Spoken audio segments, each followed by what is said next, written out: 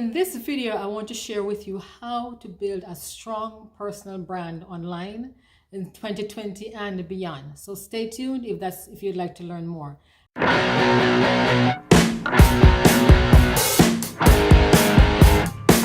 Hi, my name is Vivienne from VivieneBrown.com. Welcome to my channel. If this is your first time, be sure to hit the subscribe button below and turn your notification bell on so you'll see when I upload more videos. And if you get value from this, feel free to share this out because sharing is caring.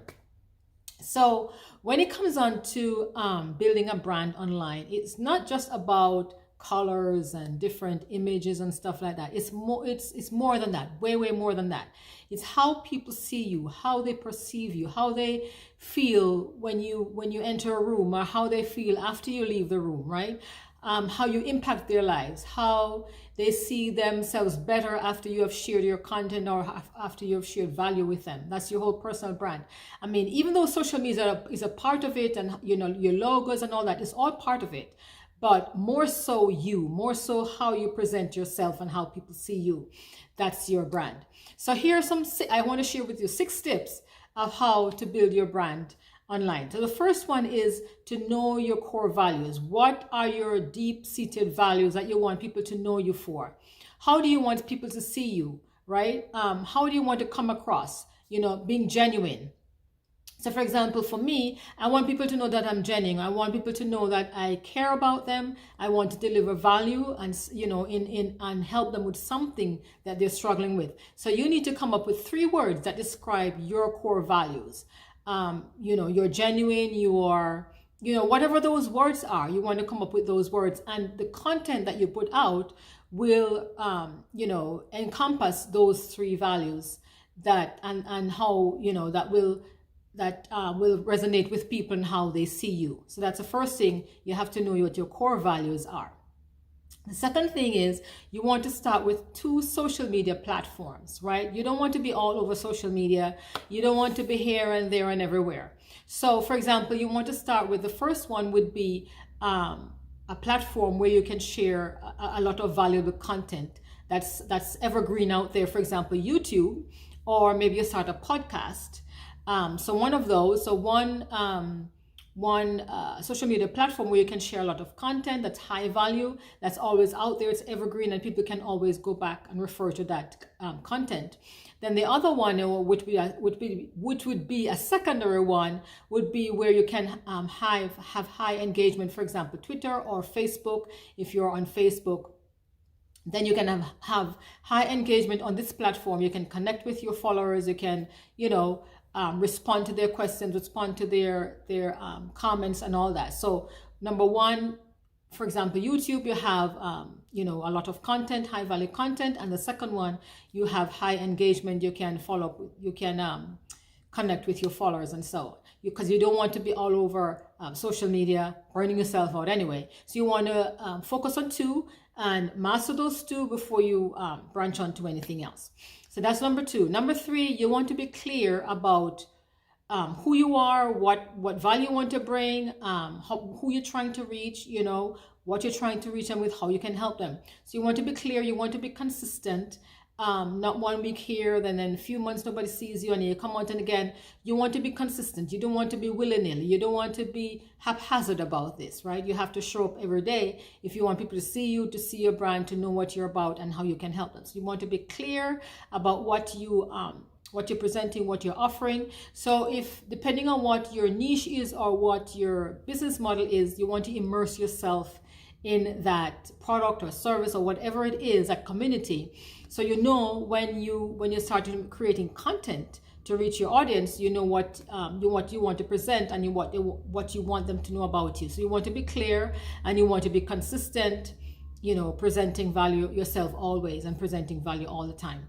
Number 4, you want to prefer quality over quantity. It doesn't make sense you have 1,000 people following you and nobody, probably half of them or more, don't care about what you're presenting, don't care about who you are, or don't care about what you're offering. It's better to have like 1,000 fans, 1,000 true followers, 1,000 true fans who will look forward to hearing from you, who look forward to buying your stuff, who will forward to seeing you and you know, just resonating with you.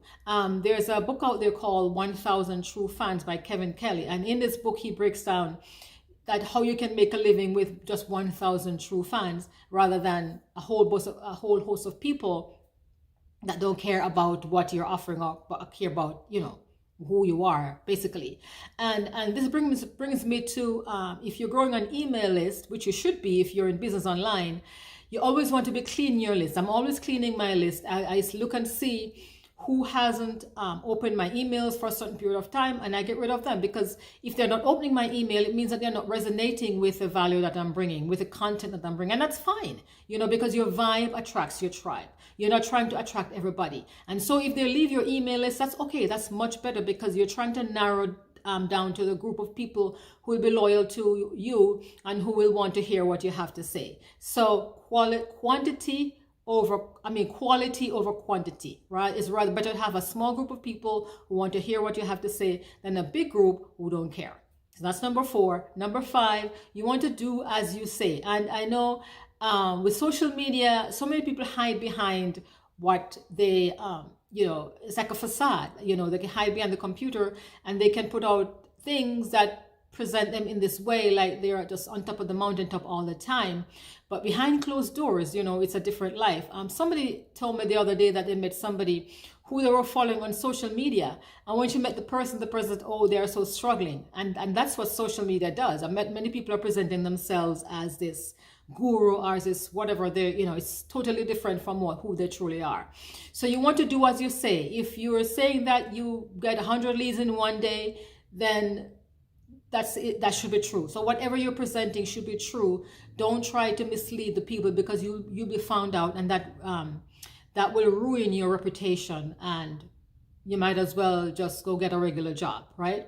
So if you're trying to brand yourself, you always want to be true. You always want to do as you say, and not, just presenting yourself as something who you're not, or something that you're not. Number 6 is you want to know your target audience. And this is, again, your vibe will attract your tribe. Usually you want to find out who you are first. You want to, who am I? What am I trying to present? How am I trying to help these people? Because usually your audience are usually like you. Like I said, your vibe will attract your tribe. If you're doing basket weaving, you want to target those people who are into basket weaving. If you're into knitting, you want to target those people who are into knitting. So you're trying to, if you're passionate about knitting, then usually you'll attract those people who are passionate about knitting. You're not trying to get into a group or get into an audience and you're struggling to be like those people, because then you're not being your true self. Being your true self, you'll attract those people who are similar to the values that you have, if that makes sense. So you want to know who your target audience is, and you want to know yourself first, who you are first, before you're trying to reach those people.